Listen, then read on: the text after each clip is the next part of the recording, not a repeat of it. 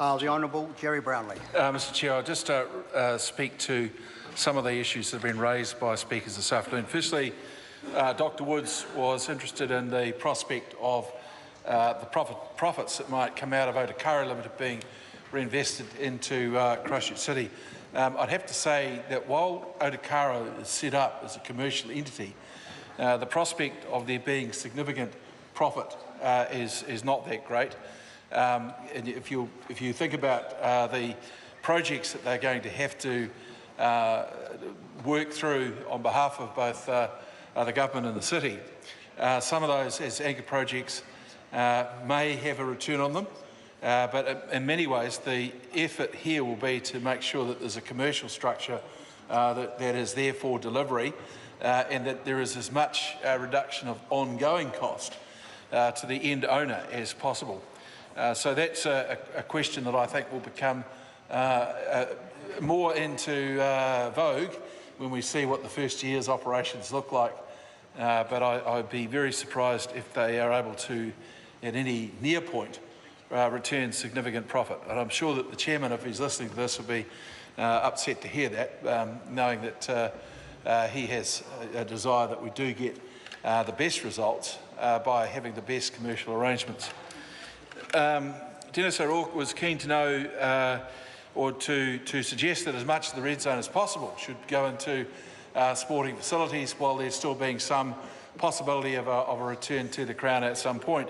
I think that's everybody's desire, and I think rather than prescribe it through this bill, that the arrangements we've got for regeneration plans will allow that to develop over time. There are a couple of things that I think are important. Firstly, those red zones have significant infrastructure underground running through them. If all of that were to be abandoned anytime soon, it would put a huge cost on the Christchurch City Council, where over a period of years some rerouting of that infrastructure network might be possible. So one of the first considerations, and Waimakariri have already done this through the red zone out there, is to work out what needs to stay in place, what can be removed, what can be replaced in a schedule over time. I know that the Council have been working on this for quite a time, and that will be one of the first considerations there, because otherwise you could end up, through unintended consequence, putting a huge burden onto ratepayers that, frankly, for infrastructure that they never ever see. But I would hope that some of the great ideas that people have floated at the moment for that area does eventuate. I think someone earlier said it was a one-off opportunity for Christchurch and won't be repeated, and so I'm confident that those people who will be putting suggestions forward to regenerate Christchurch, and that Regenerate Christchurch itself will want some kind of a process that allows people to put input into those plans, and that a lot of those suggestions are likely to be of a sporting nature. There was a question from Eugenia Sage about Otakara's vision for the red zone. And I think really much the same answer. So while Otakara will represent the government as owner of the red zone, it will still be Regeneration Christchurch that puts forward any plans for its future use. So just thinking back to the diagrams that we use to say who does what, the prime decider or promoter of use in the red zone, in fact the only promoter of plans for the red zone, will in fact be Regenerate Christchurch. Otakara simply want to be able to ensure that where there is a commercial opportunity, they can put that forward. If it fits, it fits. If it doesn't, it won't. Eugenia Sage also mentioned the need for flood protection and other such to be put in place around the river. Much of that work is being done by the Christchurch City Council at the moment, where they're trying to work out what is required.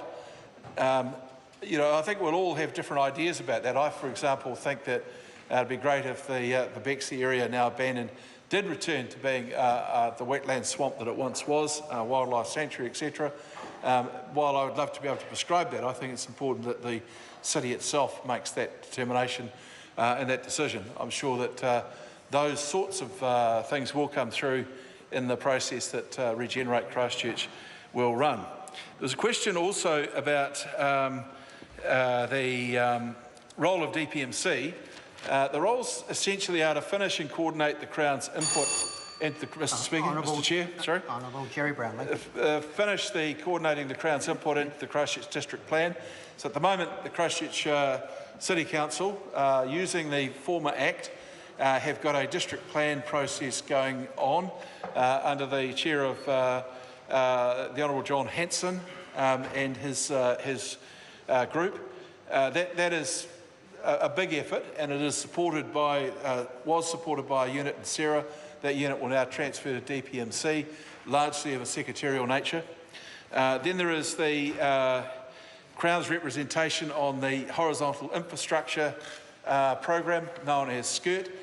So you have two things there. SCIRT is actually an alliance of all of the contractors.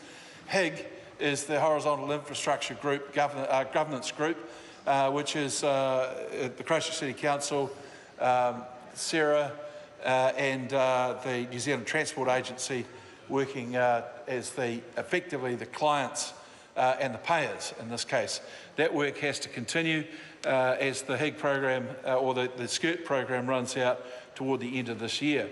They'll also need to start monitoring the work that is being done in Regeneration to make sure that the structures that we will put in place through this bill are working and to provide advice in the right place on that.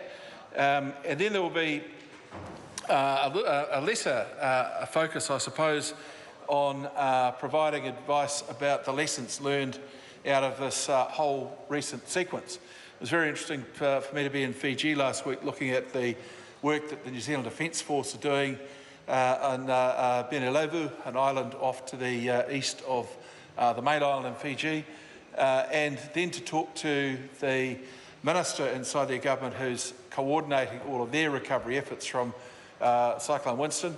And he was able to say, look, we've borrowed this from the Canterbury earthquakes.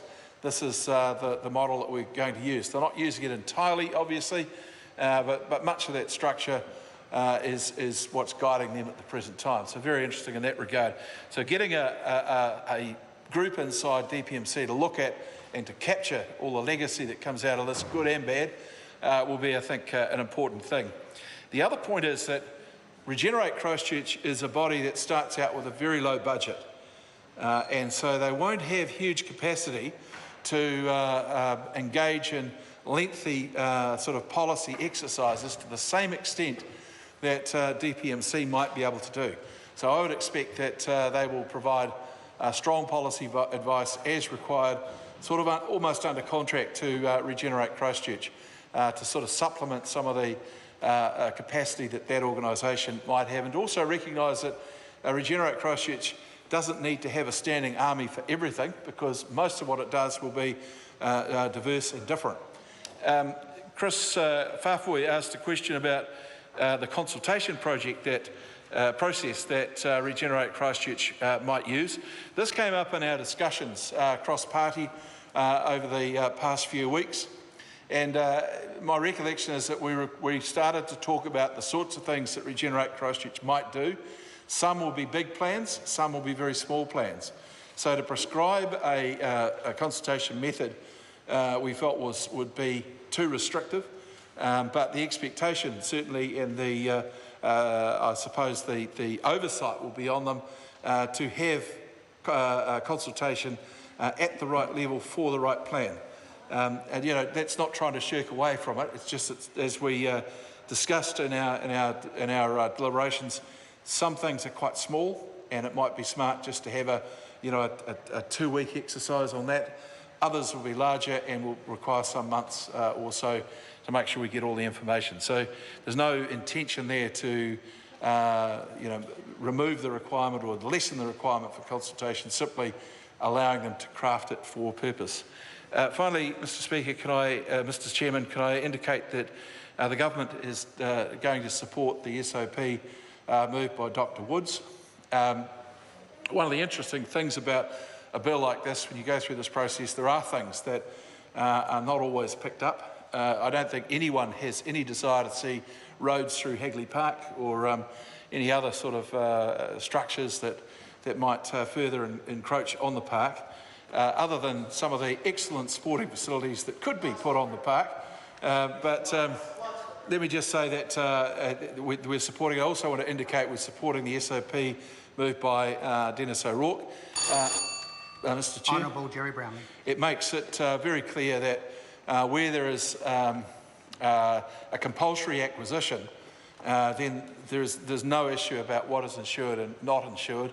It is simply that you go through a normal valuation process and then you reach agreement about the payment, and then if failing that, then there'd be the process that gets us to an agreed position, but the insurance status of the structures or other, I suppose, buildings would be is irrelevant in that discussion.